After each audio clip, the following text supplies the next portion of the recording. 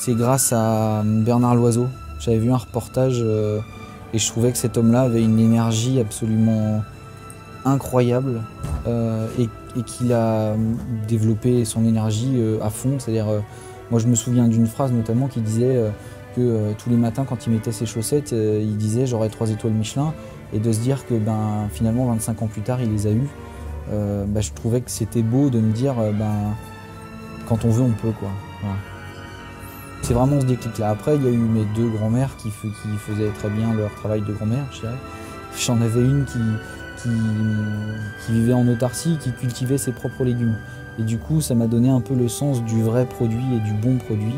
Et puis j'en avais une qui cuisinait extrêmement bien. Voilà. Alors, cuisine très bourgeoise, très classique, très française, mais voilà, ce goût de recevoir. C'est un peu ces 3 déclics-là qui m'ont fait choisir la cuisine.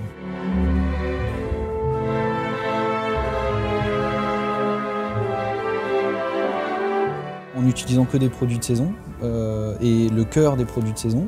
Et du coup, c'est vrai que les prix d'achat sont beaucoup moins importants. Et puis après, on a souhaité à l'hôtel de Vendôme se positionner sur une gamme de prix légèrement en dessous de ce que peut proposer le quartier, justement parce que moi j'estime que la cuisine ne doit pas être forcément hors de prix. Et c'est pour ça qu'on n'utilise pas forcément de truffes, pas forcément de caviar, qui sont des très bons produits, mais qui sont des produits vraiment très chers. Et du coup, grâce à ça, on arrive à faire baisser un peu les prix.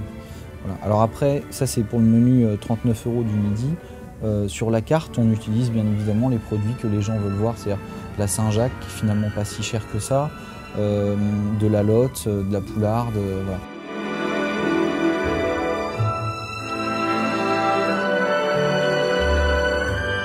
Primordial. C'est vraiment une équipe, c'est-à-dire qu'ils font 50% du travail et je fais 50% du reste.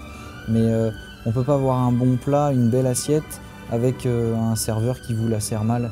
C'est-à-dire qui met mal les couverts ou qui n'est pas agréable avec les clients. Ou... Ça, c'est juste pas possible. Donc c'est très important.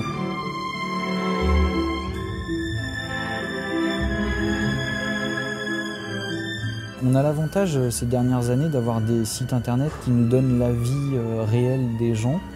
Et moi je suis très attentif à ces avis-là parce que finalement il n'y a aucun jugement. C'est-à-dire que la majorité des clients ne vont pas vous dire forcément ce qu'ils pensent le soir même. Parce que des fois ça permet aussi de mûrir sa réflexion. Et du coup d'écrire un avis derrière le lendemain ou le surlendemain permet d'avoir, je trouve, un avis objectif de ce que souhaite le client.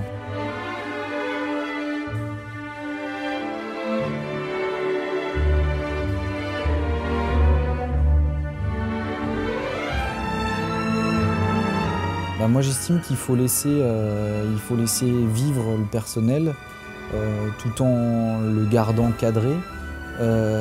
Mais en plein service, moi je suis pas quelqu'un qui va crier, hurler comme on peut voir de temps en temps à la télé, parce que les gens ils ont besoin d'être concentrés. Le service c'est quelque chose de difficile, quelque chose d'intense, de long parfois, et je préfère les laisser se concentrer et régler les problèmes au fur et à mesure, petit à petit.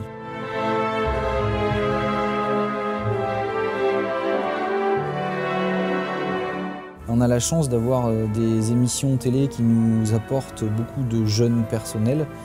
Après, c'est vrai que souvent, le jeune personnel, quand ils arrivent dans une cuisine, ils se rendent compte que c'est pas aussi bling bling que ce qu'on peut voir à la télé, et que la vie de tous les jours est parfois peut-être un peu plus difficile, mais quand les personnes trouvent vraiment une passion dans la cuisine, ça se passe plutôt bien.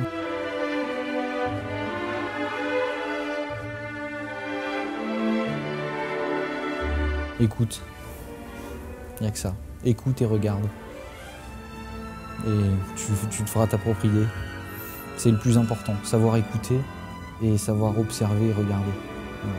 Et puis après, recopier, ça vient après. Mais il faut bien comprendre, c'est que la cuisine se fait avec la tête, elle se fait pas avec les mains. Alors, c'est les mains qui travaillent, mais c'est la tête surtout qui réfléchit. Ça, c'est très important.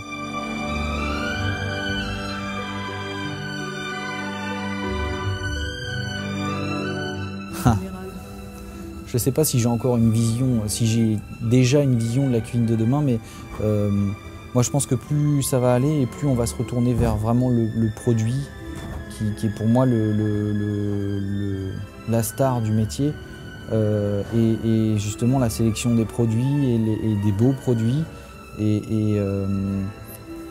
Après je pense que en cuisine on ne s'en occupe pas encore vraiment, mais il faudrait qu'on tende plus vers un souci de santé et un souci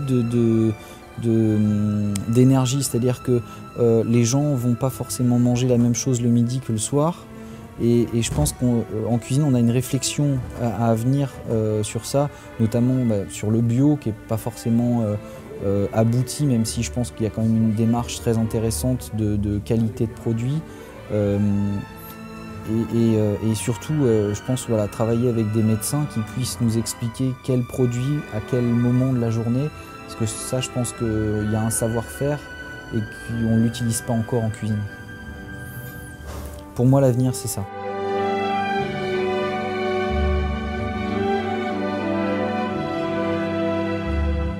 Pas une mauvaise chose.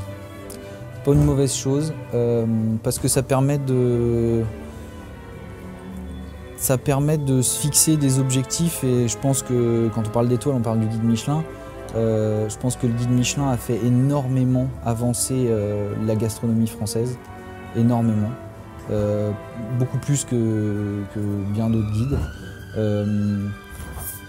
Après, faut pas non plus en arriver à un point à se gâcher la vie pour ça.